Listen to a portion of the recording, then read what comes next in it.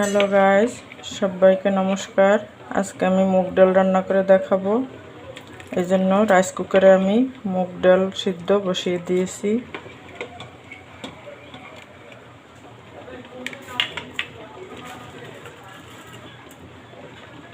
দিয়ে দেবো কাঁচামরিচ,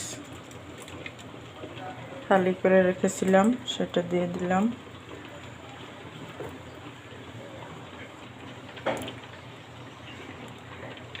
দিয়ে দেবো হলুদ গুঁড়ো,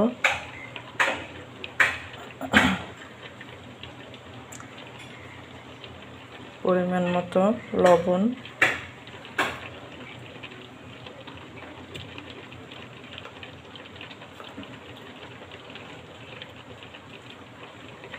দিয়ে দেবো একটু জিরে পেস্ট করে রেখেছিলাম সেটা দিয়ে দিলাম।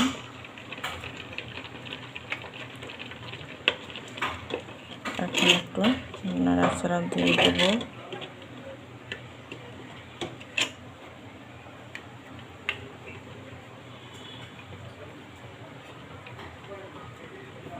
এখন ঢাকনা দিয়ে ঢেকে রাখবো 10 মিনিট। 10 মিনিট পরে আসছে।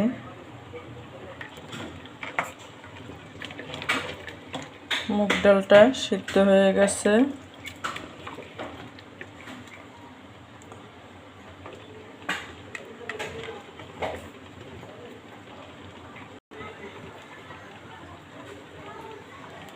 এখন দিয়ে দেব একটু চিনি।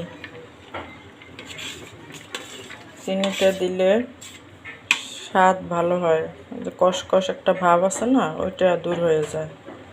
এই জন্য একটু চিনি দিয়ে দিলাম।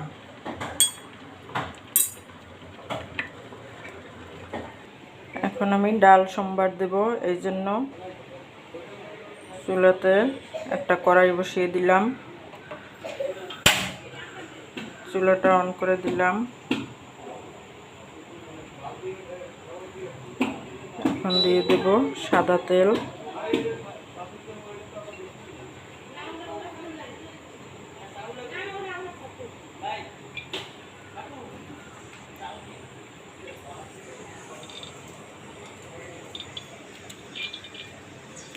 দিয়ে দেব শুকনো লঙ্কা ফোড়ন,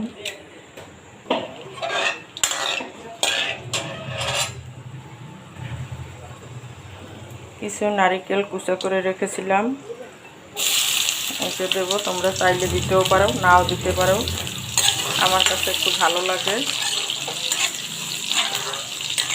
নারকেল কুচা ভাজি করলে পরে সুন্দর একটা ফ্লেভার আসে, এই জন্য আমি এটা দেই। তোমরা চাইলে দিতেও পারো, নাও দিতে পারো। নারকেলটা ভাজি হয়ে গেছে। এখন দিয়ে দিলাম তেজপাতা,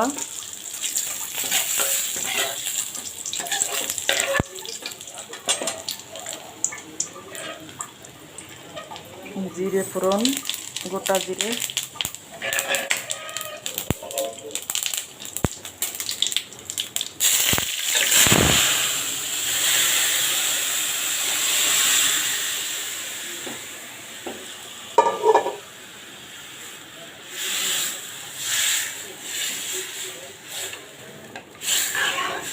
ডালটাকে আমি সোমবার দিয়ে দিয়েছি। এখন 5 মিনিট ফুটিয়ে নেব।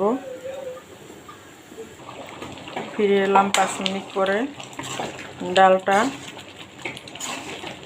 আমার একদম রেডি হয়ে গেছে। এখন দিয়ে দেব একটুখানি ঘি। ঘি তোমরা চাইলে দিতেও পারো, নাও দিতে পারো, আমাদের এসে দিতেই হবে এমন কোনো কথা না।